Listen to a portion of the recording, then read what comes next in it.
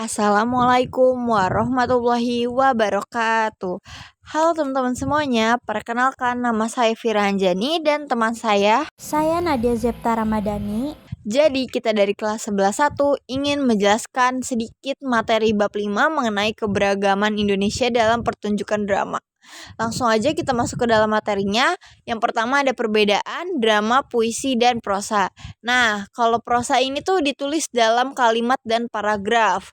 Kalau puisi ditulis dalam baris-baris dan baris-barisnya dikelompokkan bersama untuk membuat bait.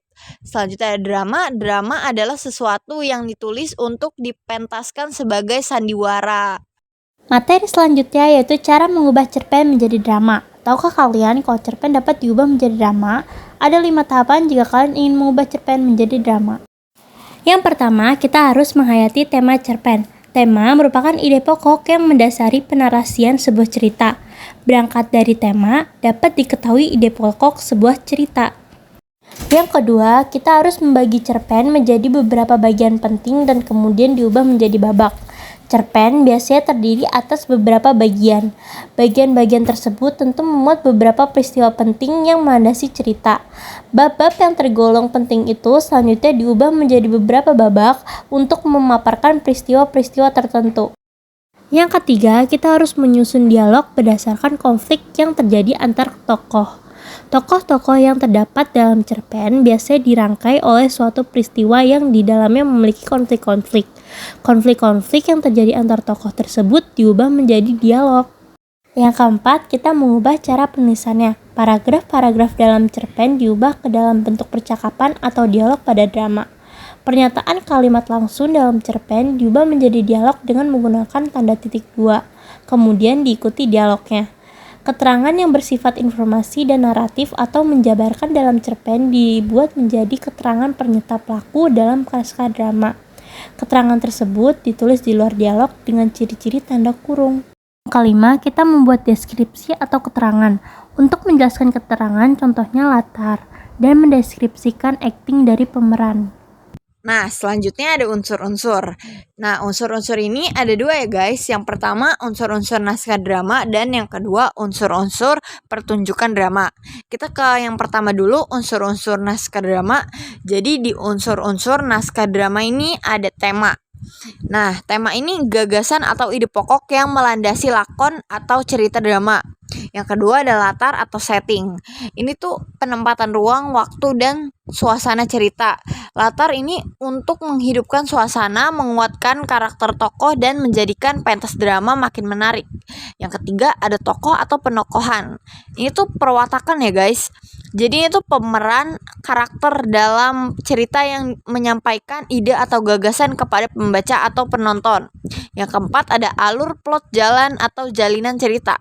Ini terbagi atas pemaparan komplikasi atau konflik awal, klimaks dan krisis, peleraian dan penyelesaian.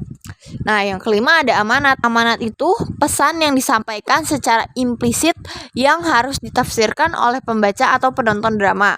Yang keenam ada babak dan adegan. Bagian dari lakon drama, babak yaitu kisah kecil yang menggambarkan suatu kejadian. Satu lakon drama dapat memiliki satu atau beberapa babak. Satu babak dapat terdiri atas satu atau beberapa adegan. Nah, yang ketujuh ada dialog. Dialog ini tuh percakapan yang diucapkan tokoh. Ada monolog, dialog, prolog, dan epilog. Dialog harus menunjang gerak laku tokoh dan lebih tajam dan tertib daripada ujaran sehari-hari. Nah, yang terakhir ada konflik atau pertikaian. Konflik atau pertikaian adalah ketegangan atau pertentangan yang ditandai dengan adanya masalah. Nah, selanjutnya kita bakal ke unsur-unsur pertunjukan drama. Yang pertama ada naskah drama. Naskah atau lakon drama merupakan rangkaian peristiwa atau kisah yang dibawakan dalam suatu pertunjukan. Yang kedua ada aktor, pemeran atau pemain. Aktor merupakan pemeran, pelaku atau pemain yang berakting seolah-olah menjadi tokoh untuk berdialog memainkan peran dalam pertunjukan. Selanjutnya yang ketiga ada sutradara.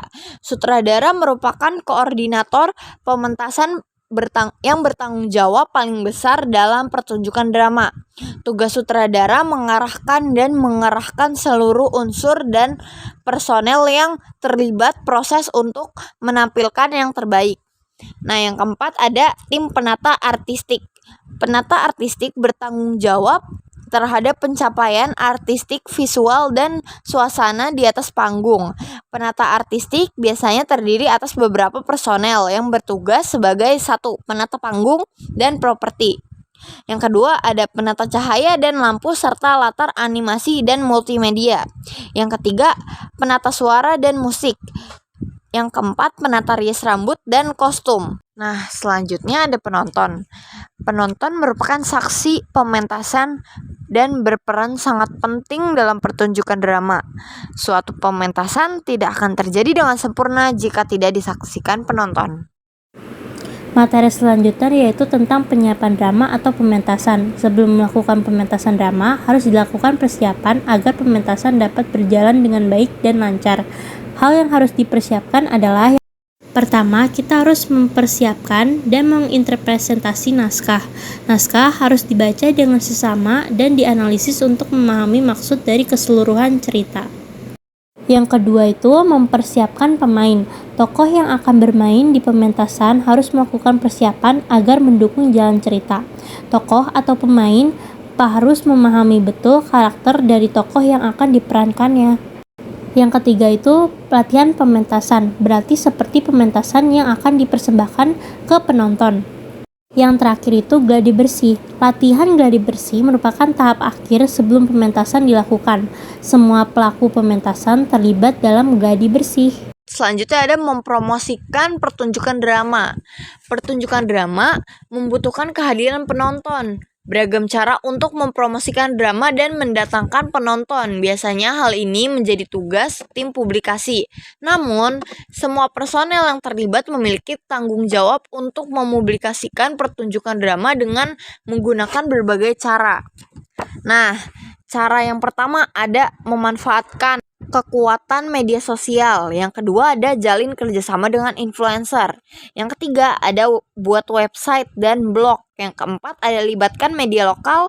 Yang kelima ada gunakan poster. Yang keenam ada bekerja sama dengan komunitas lokal. Yang ketujuh ada promosikan merchandise. Segitu aja penjelasan dari kita berdua. Terima kasih karena sudah mendengarkan dan juga memperhatikan dari awal hingga akhir.